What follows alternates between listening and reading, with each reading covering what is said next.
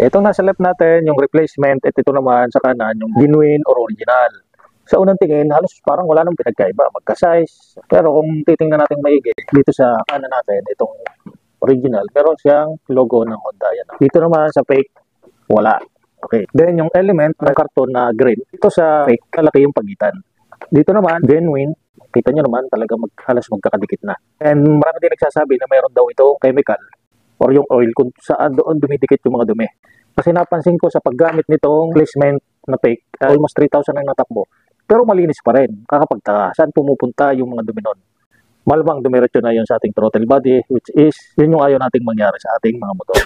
Dito naman sa likod, ang una nating mapapansin, itong slot.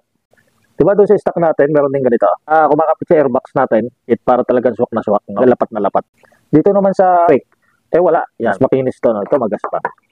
Tapos ito namang pinaka-metal niya, itong fake, malalaki yung butas.